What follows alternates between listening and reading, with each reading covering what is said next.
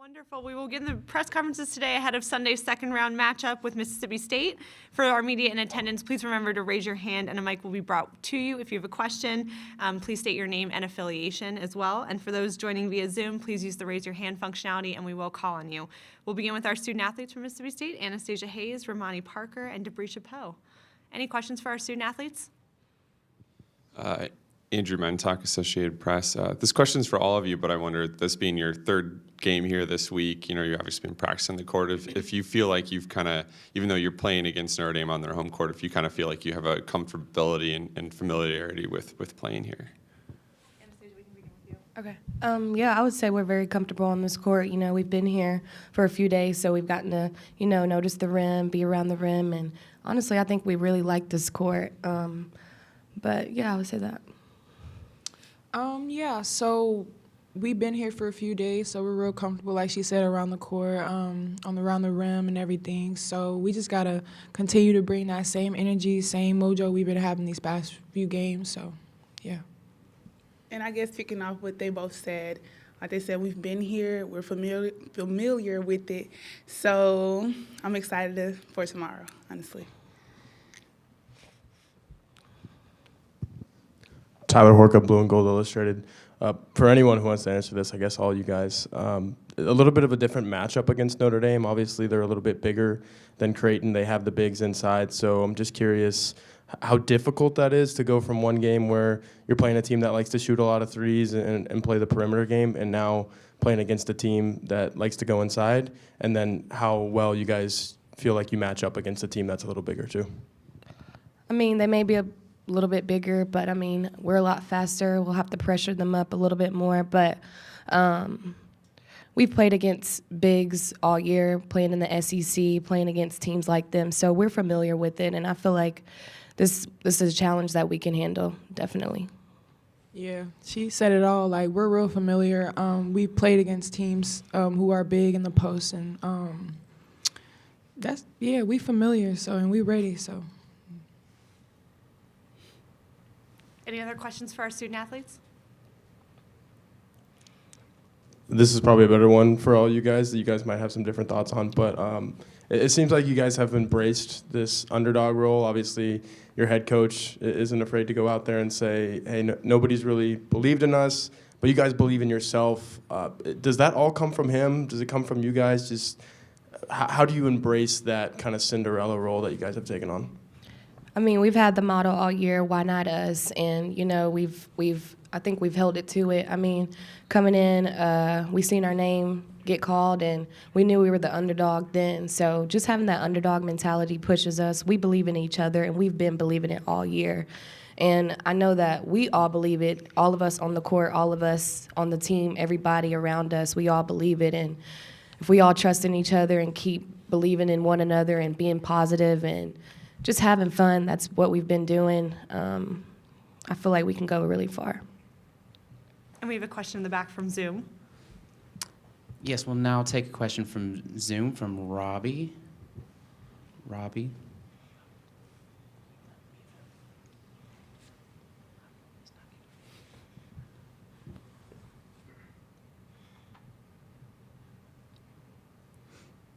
Robbie, can you hear us? I can now. Can you hear me? Yes, go ahead, Robbie. Thank you. Okay. This is for Anastasia. And Annie, I know last year was tough for you and for the team with the numbers that you had and all of that. What's this experience been like to have a chance to play in this tournament and now have a chance to make a run here? I would say this experience has been just amazing. I'm so blessed that for all my teammates and Coach Sam and everybody who's pushed us to get this far. And, last year wasn't the best year, and that's why I came back to be able to make it in March, but not just make it, but go far and make a run. And so we've been able to do that this year, and this year's just been fun, and I'm so excited. And, it's my last year, and I'm so excited that I actually got the opportunity to play my last year in March Madness, and this was the goal for me, coming back and returning this year and being able to play around people and be around teammates who are really good and who can keep me motivated and positive. I'm just very blessed that I that we got this opportunity. Any other questions? If I can follow up on that? Yes, please go ahead. Sorry. This team, too, is made up of a lot of players from a lot of different places, transfers, freshmen. You got a brand new coaching staff. You're kind of the veteran of the group. I mean, how have y'all been able to kind of mesh this whole group together and become a real unit this year, especially late in the year? I mean, we're all like sisters. Like, we all have fun. Like, teams have their ups and downs, but we're all, like, we're close, and we believe in each other, and we trust in each other, and Coach Sam believes in us, and, yeah, I would say that. Any other questions for our student athletes?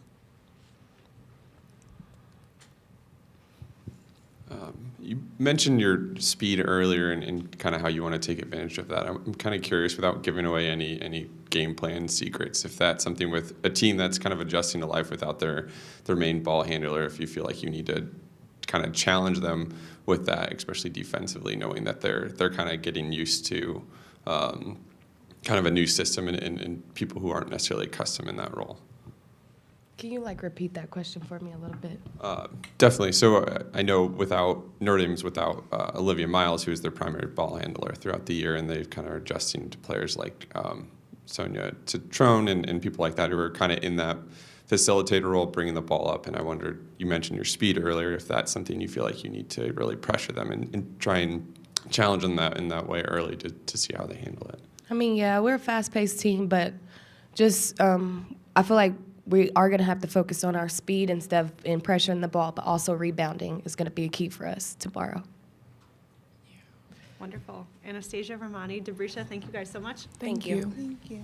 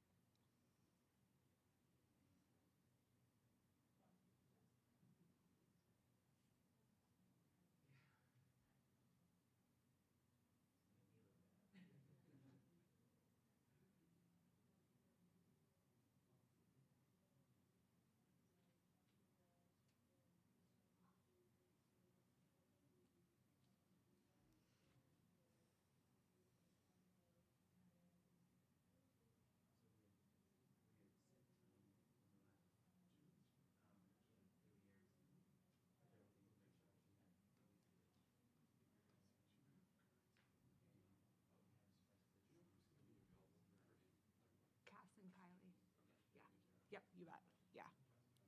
Yeah.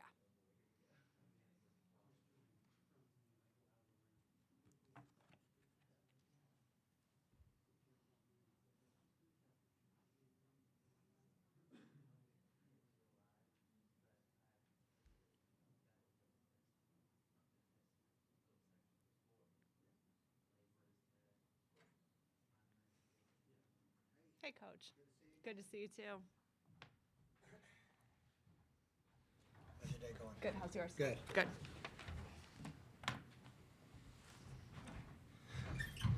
We'll continue today's second round media availability ahead of Sunday's matchup with Mississippi State head coach Sam Purcell.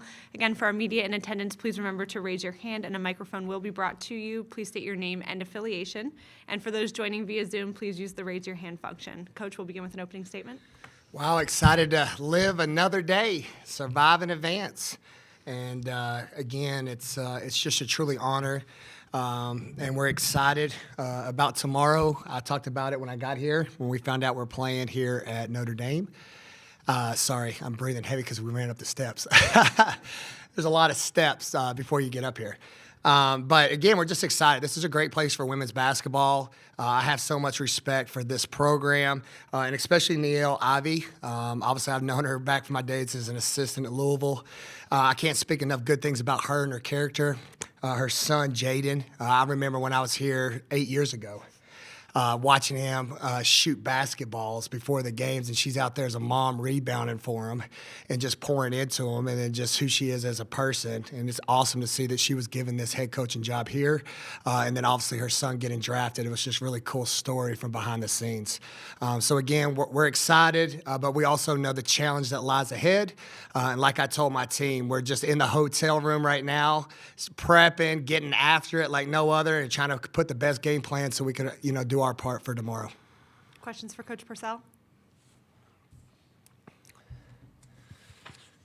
Tyler Horka, Blue and Gold Illustrated. Sam, these two teams met 5 years ago for a national championship, and now 5 years later, kind of different scenario. Mississippi State's been through a few head coaches. Notre Dame is on a new head coach as well. So I'm just curious what you make of 5 years later, these two teams being back, matched up again in March Madness, and just kind of the different circumstances that come with it this time. Yeah, for me, the storyline is just how cool that women's basketball survived both programs. Notre Dame has had their bumps from, obviously they had a great run, but they had a little stretch there where they had some hiccups, but are back. Mississippi State had that run, and we had some hiccups. And I'm here to say we back, all right? So it's just really cool how, again, where a community and a university pours into women, and most importantly, women's basketball, that you can put a product that can get back on the national stage and be great for women's basketball. And both of these wins that you've had this week, you could feel the emotion. You've seen how much it's meant to the program. But what would this one mean on their home floor? They've got that number 3 next to their name, obviously all these All-Americans and whatnot. To beat a team like this on this stage, what would that mean to you guys? A lot. We're in year one, we're all about trying to make as many positive statements as we can. And again, when you have so much respect for your opponent, like we did last night for Creighton, we understand the work and preparation goes in place because those programs are excellent for a reason. So to answer your question, it would be nice, but again, we know we have a lot of work to get to that point. Andrew Ncaa, Associated Press.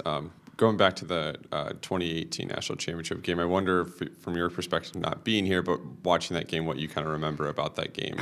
Well, I think there's several moments in college women's basketball. I was fortunate now that I've taken Mississippi State. We had one of them, the shot by Morgan, who beats UConn's 111-game streak. Is that right? I don't want to be misspoken. 111 streak. And then Arike hitting that corner 3. I think it's just something that when you show the highlights and the beauty of the women's game, that was a moment that is always going to be in that reel. So you appreciate that moment, and I just would like it not to happen to me. You've touched on over the week kind of getting, the friendly faces you've met here and stuff like that. Yeah. I've kind of wondered if you feel like, having about to play your third game here, if you feel like there's like kind of a comfortability playing here, even though you're going against the home team tomorrow, if you feel like you've adjusted to it. No, there is. I have nothing but great things about this community. I did not go to my Irish pub last night. I had too much film, so I don't know if the service is going to be the same, but I am going today because there's great cheesecake. Unbelievable cheesecake. So I got to have that tradition. So I'll find out that part. But again, it's just the people who work here, the hotel workers, everybody's invested in watching on TV, and it's really cool. It's first class. One thing I talk about, I love living in Starkville is there's a Southern hospitality that's missing around the world. To be this far north as it's snowing today, there's a great warmth and soul about the people here. So it's been pleasant. And my team is very appreciative of this opportunity. We have another question from Zoom. Go ahead, Rob. Hey, Sam. Robbie Falk, Starkville Daily News. The offense, especially since that second half of the Illinois game, has just really seems to find its real rhythm. What have you seen from that group, or I guess on that side of the floor, that's made the offense so good and so, fluid in the last couple of games? Yeah, no, I just think it's a commitment to pace. Those losses that we had, LSU and Texas A&M, we just got stagnant. We went too slow.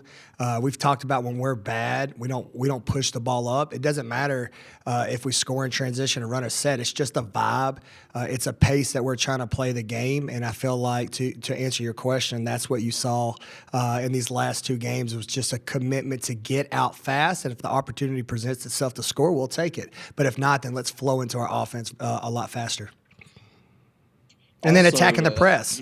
People pressed us too. So if you want to make us passive, then attack the score. So it's been fun to watch. I was going to follow up too about Annie.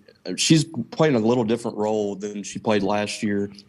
She was asked to do a whole lot on that offense last year, and you put her in a little bit different position, and she's just kind of flourished there. How important has she been to kind of mending this team together, full of transfers and, a freshman in Debris Chapeau and things like that, and new coaching staff? How important has she been to kind of pulling this roster together, you think? Yeah, she's been huge. I sold a vision with her at the beginning. I told her, hey, Annie, I know you led the SEC in scoring last year, but this year with the pieces we're bringing in, I need you to trust me because what you're going to have success this year is more than points. It's going to be wins. And I asked her to do some other things that she hasn't necessarily done. I said, the good Lord has blessed you with a speed that cannot be denied. So first and foremost, I need you to get after it like no other. And everybody who tunes in will watch you and can't keep your eyes off of you because you can get after it like no other. And then her willingness to share the ball. Now with her assist, this has been a career high, correct? All right, I got the best SID over here, co-signing to help me out. He keeps me in line. But she has a career high in assists this year, which again is a testimony of her. And that's who I am as a coach. A lot of people only write about points and rebounds, but you know what? She can flat out pass the ball. And then last night you saw that they had to pick their poison. They didn't want to guard her, and she made them pay. So when you have a player that can do the triple threats with playing defense, setting up others, and have joy, but also ultimately too being able to score the ball, it makes me a lot better coach. Anthony Anderson, South Bend Tribune. Congratulations, Coach. Can you fill in on the status of former Notre Dame player Alicia Hayes? She's on the roster, but I see she hasn't played since December. Yeah. No, she's just a thing with school. She's on the team and everything, but yeah, she just didn't make the road trip. Any other questions for Coach? I just want to go back to what you were saying with Ncaa. Obviously, you being at Louisville for so long and her being at Notre Dame pretty much her whole life. Just kind of how cool is it to clash with her on a stage like this? And how well did you get to know her? I know you said you saw her shooting with Jaden back then, but just as two assistants to make it to this point, just how cool is that? No, I think it's cool because, I'm not going to speak for her, but I think she'd probably say the same. There's a mutual respect. I think anytime you come across in this business a grinder, there's a thing that we don't have to talk to each other, but we know how good you are and we respect your craft and who you are. And then, like I said, a lot of what we do when I was an assistant is my eyes tell the truth. And that point I was mentioning when I was at shoot-arounds, I just liked her. I just like who she is. And then again, just her story with her son and just being a fan from outside, because obviously we're competitors, but at the end of the day, we're people. And And every time I'm out and I see her recruiting, just out in person, I can't speak on how much class she goes about the game, who she is as a person. And then obviously she's an ultimate competitor just like myself. Wonderful. Thank you so much, Coach. All right, thank you.